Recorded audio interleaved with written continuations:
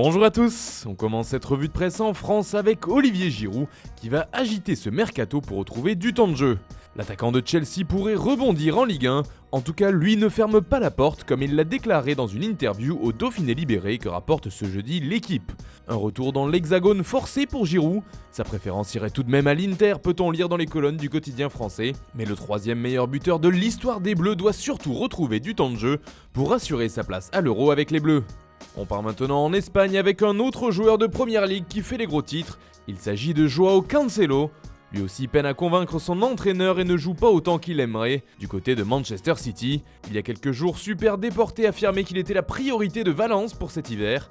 Dans son édition d'aujourd'hui, le journal ibérique écrit que Pep Guardiola serait contre le départ de son latéral droit, même si celui-ci n'est pas titulaire indiscutable cette saison. Toujours selon Super Déporté, le Valence FC ouvrirait aussi la porte à d'autres pistes si celle de Cancelo venait à se refermer, affaire à suivre.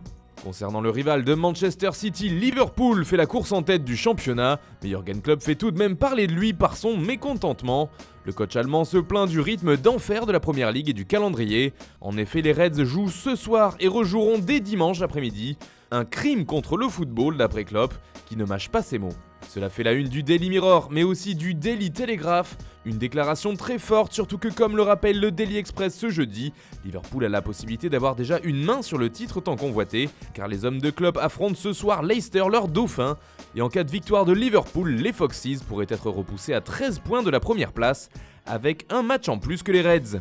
En Espagne, le nom de Martin Odegaard revient toujours avec insistance. L'international norvégien brille avec la Real Sociedad depuis le début de saison et éclabousse la Liga de son talent.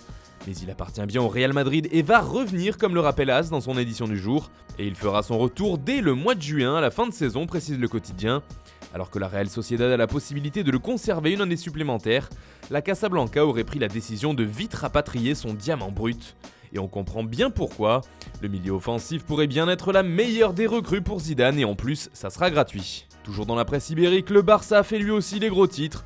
Selon les informations de Sport, il y a eu réunion entre le président Josep Bartomeu et la direction sportive du club. Le quotidien catalan révèle ainsi plusieurs pistes évoquées par le board Blaugrana pour l'année 2020. Concernant le mercato, Barcelone serait prêt à investir 75 millions d'euros en plus des ventes réalisées. Et surtout, la priorité pour cette nouvelle année sera de trouver un numéro 9, le fameux futur remplaçant de Luis Suarez.